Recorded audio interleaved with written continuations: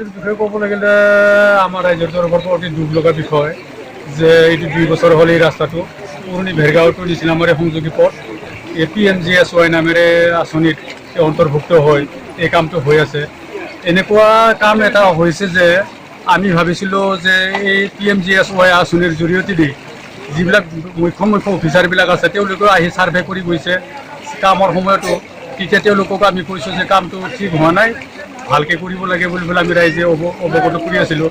এই পুলটো আপোনালোকে দেখিছে পানী বৰ বেছিও নহয় কমো নহয়, তৎসত্ত্বেও ইয়াৰ খহি যোৱাৰ কাৰণটো মেইন কাৰণটো হৈছে কি যে যিমান দলৈকে এই ৱালটো দিব লাগিছিলে সিমান দলৈকে ৱালটো নিদিয়াৰ কাৰণতে এই অৱস্থাটো হৈছে। আৰু বিশেষকৈ আমি দেখিবলৈ পাইছোঁ যে এই ৰাস্তাটো নিৰ্মাণ কৰা দিনৰ পৰা যেনিবা ঠিকাদাৰৰ পইচা নাই, মহিলা সমিতিৰ পৰাহে যেনিবা পইচাটো ধাৰ লৈ বনাই আছে, এনেকুৱাকৈ মানে বনাই আছে যে এইটো অতি দুখ লগাৰ বিষয়।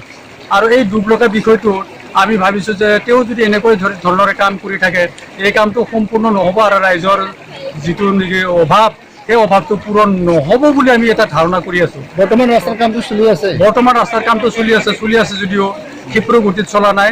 এইটো 2 বছৰ হৈ গ'ল, 2 বছৰৰ ভিতৰত 3-4 কিলোমিটাৰ হৈছে। আৰু ঠিকাদাৰৰ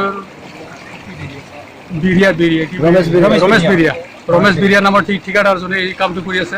এইটো আমি তেওঁলোকক অৱগত কৰি থকা স্বত্বেও তেওঁলোকে ক্লিয়াৰ কৰি কামটো সুচাৰুৰূপে কৰা নাই। আমি বাৰে বাৰে কৈছোঁ যে আমি আলোচনাও কৰিছোঁ যেন এই পইচা পাতি নাই ঠিকাদাৰজনৰ, মহিলা সমিতিৰ পৰা যেন ধাৰ লৈ অলপ কৰি আছে, এনেকুৱা যেন লাগিছে আমাৰ ঠিকাদাৰজনৰ কামবিলাক। আৰু এই এনেকুৱা হ'লে আৰু 10 বছৰতো সম্পূৰ্ণ নহ'ব এই 14 কিলোমিটাৰ ৰাস্তা। আৰু ৰাইজে কমপ্লেইন কৰি আছোঁ, কমপ্লেইন কৰা স্বত্বেও তেওঁ ভালকৈ ৰাইজৰ কথাখিনি কাণ সাৰ দিয়া নাই। আৰু এইটো আমাৰ কাৰণে অতি দুখ লগা বিষয় হৈ পৰিছে। আচ্ছা, এইটো সময়ত মই এজন ব্যক্তি যিটো বৰদৰা দুং তেওঁৰ গাঁৱৰ অভিযোগ মতে এইখন ৰাস্তা বা এইখন পথ নিৰ্মাণ কৰিছিলে ঠিকাদাৰ ৰমেশ বিৰিয়া, তেওঁ হুলটংলাৰ। তেনে ক্ষেত্ৰত তেওঁ মানে খুব নিৰ্মমানৰ কামটো যদি ইয়াতে কৰি পেলাই মানে মাত্ৰ নামখিনি কৰা যেন এনেকুৱা অনুভৱ হৈছে। বৰ্তমানলৈকে এইটোৰ কাম চলি আছে, এতিয়ালৈকে শেষ হোৱা নাই। তথাপিও যিটো নিম্নমানৰ কাম সেই নিম্নমানৰ কাম কৰি পেলাই তেওঁ মানে ৰাইজৰ যিটো কৰিবলগীয়া সেইখিনি কৰা নাই।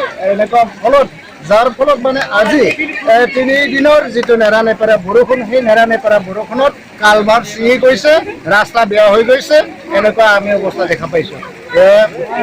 নিউজ 24 বড়োলেণ্ডৰ ফালৰ পৰা মই ইয়াকে ক'ব বিচাৰিছোঁ, যিজন ঠিকাদাৰে ইয়াত কাম কৰিছিলে বা বিভাগীয় কৰ্তৃপক্ষ বা প্ৰশাসনে যাতে এই ৰাস্তাটোৰ বিষয়ে অকণমান তদন্ত কৰে আৰু ভালকৈ বনাই দিয়ে, সেইটোৰ কাৰণে আহ্বান জনাইছোঁ।